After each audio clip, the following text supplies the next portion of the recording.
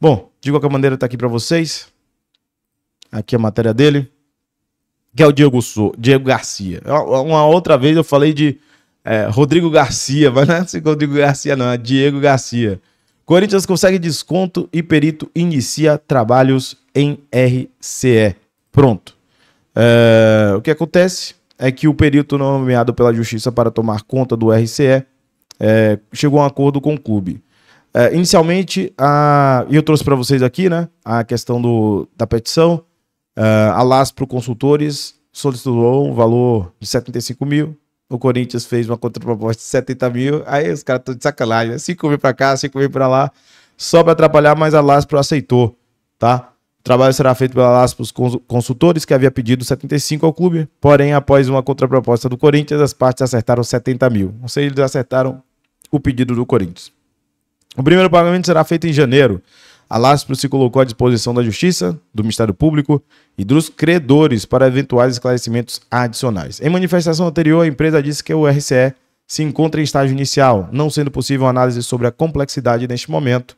Em outros feitos iniciais, a Laspro já havia tomado as primeiras providências, como a minuta para a publicação do edital com os credores, a apresentação de uma conta de e-mail oficial para a comunicação com o clube e o envio do termo de compromisso. A Laspro disse que existem etapas relevantes a serem cumpridas, como a deliberação sobre as medidas de reorganização, apresentação de plano de pagamento, análise profunda das informações prestadas e outros afazeres.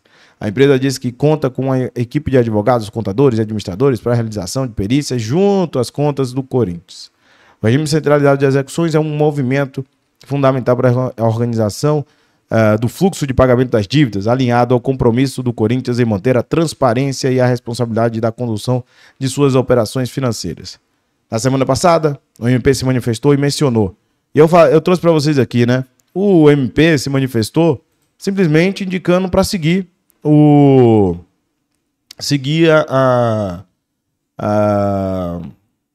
RCE. Nada mais que isso. Foi suscitado, uma vez que foi indicado pelo André Cury, uma possível fraude de execução, tá? E nesse aspecto, o MP disse, olha, vou aguardar, mas prossiga. Se tiver alguma fraude, aí verificaremos essa responsabilidade, aquela coisa toda que todo mundo fala que é protocolar, certo? Foi um relatório, foi uma petição simples, nada mais que isso. Isso daqui virou um alarde, virou uma manchete jornalística. O MP se manifestou e mencionou indícios de fraude. Aí veio o tic-tac lá do nosso querido Rubão, né? Que tomou, inclusive, checagem no X. Coisa bonita, né, Rubão?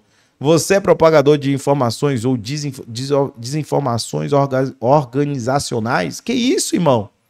Tá criando uma situação que você nem leu o diacho da matéria, mas eu sei, a manchete chama mais atenção, né? Pessoas que só sabem ler a manchete é o cacete. Mas tudo bem. A manifestação foi do promotor Marcelo Ferreira de Souza Neto, 11º promotor de justiça de falências, que se referiu à denúncia feita pelo empresário André Cury. Só isso. Ele citou no relatório. Só que virou como se fosse uma coisa, uma epopeia, um negócio grandioso, absolutamente nada. Um vazio. Absolutamente um vazio, tá? Mas tudo bem. Aí ele repete isso daqui para bater de novo na informação. Mas o que temos? Atualização da aceitação da Laspro. Isso daí é fundamental para que o Corinthians tenha já um prosseguimento. Lembrando, tem prazo para tudo. Prazo para tudo, né? São 60 dias. Então a empresa tem que aceitar logo, tem que fazer tudo e começar a fazer a organização, entregar a documentação, solicitando. Tem os credores. Mas, né? Virou. Deixa eu trazer aqui rapidinho antes de mais nada. Deixa eu ver aqui, meu queridão. Tá falando aqui. Virou alarde, inclusive, do blog do Paulinho. Pois é, meu amigo. Você sabe por quê? Porque o grande ponto fundamental disso é você não trazer a informação do jeito que ela é, crua. Você cria uma narrativa dentro da informação. A informação tá lá. Tá ali contida. O que ele colocou está realmente no documento. Mas qual é o documento necessário? O Ministério Público encontrou os indícios? Não. Ele explica nessa matéria, nesse transcorrer dos parágrafos, que o grande ponto ali é que ele entrou no processo mediante a questão do André Cury. O André Cury que suscitou isso. e por isso que ele entrou. Mas isso não estava lá na matériazinha em relação ao inicial. E realmente é um ponto que, né, os caras usam a meia informação, a meia verdade. Isso me lembra o Vene, né? Mas tudo bem. Do Corinthians a Diego Souza, veja maiores dívidas do Sport na recuperação judicial e os novos valores após o desconto. Muita gente estava na dúvida em relação a esse tipo de situação, tá? Por quê? Porque o Sport chegou a uma recuperação judicial. Oh, matou alguém? Alguém estava dizendo que ia falir o Sport, que não ia participar? Não, né?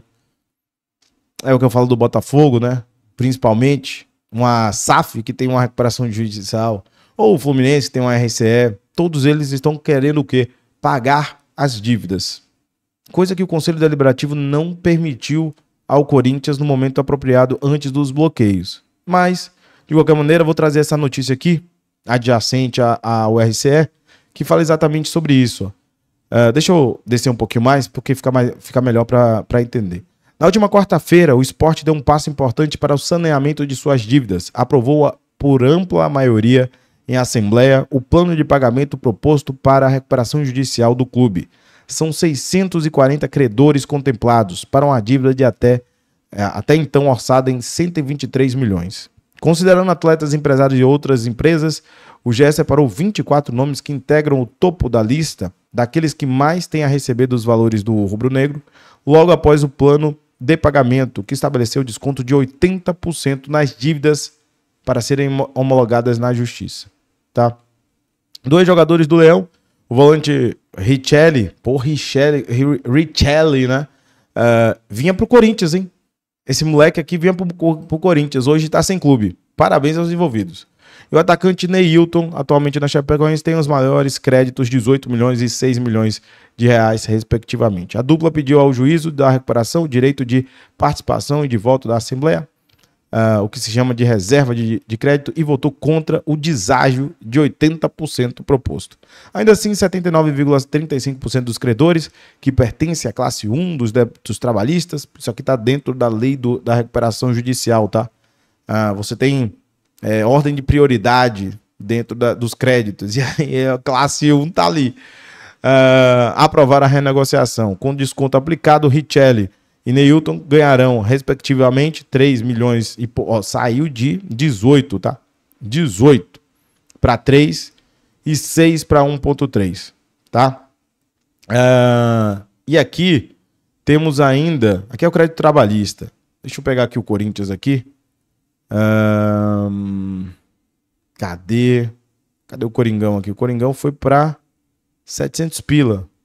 Cadê o nova dívida com diário? Aqui. Ó, a Impli. Aqui, ó. Deixa eu buscar aqui o Corinthians. Aqui. Tava na minha frente, eu nem vi. 720 mil. Tá?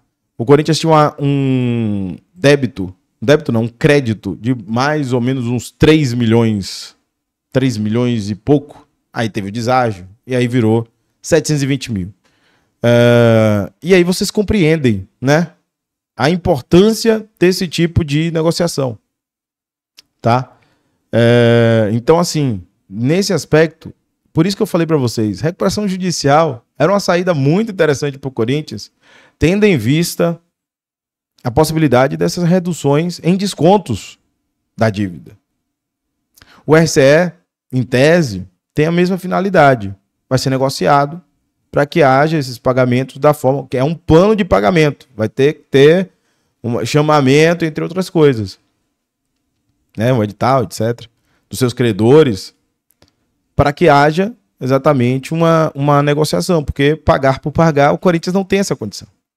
Então, por isso que muitos dos credores são contra os clubes tentarem as ações judiciais de centralização ou de recuperação judicial, porque tem esse tipo de situação de planejamento de pagamento. O Sport conseguiu 80% numa assembleia, por maioria, por óbvio, né? Então, de certa forma, essa questão poderia ser aplicada. Não sei se vai.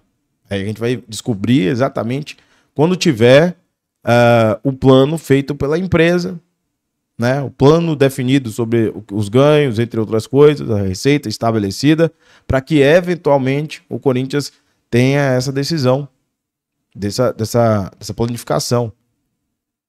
Cara, sempre foi a saída do Corinthians uma negociação com seus credores. Os credores entraram na justiça antecipando talvez essa situação, agora, por isso que eles eram contra. Então, necessariamente, o caso do Sport, ainda que seja, de certa forma, ruim para o Corinthians, é o exemplo do que tudo poderia ter acontecido junto ao Corinthians. E o Conselho Deliberativo simplesmente sentou 2 reuniões, jogou desinformação na mídia através do jornalista Duílio Monteiro Alves, né? Duílio não, Monteiro Alves, né? O jornalista Monteiro Alves. Vamos lá. O jornalista Monteiro Alves, para que fosse informado ao torcedor e o Conselho, né? Que essas dívidas, aliás, que a ida à recuperação judicial ou ao RCE implicariam na preparação para a SAF. Essa sempre foi a grande situação do Conselho. Quem é que tinha interesse nisso?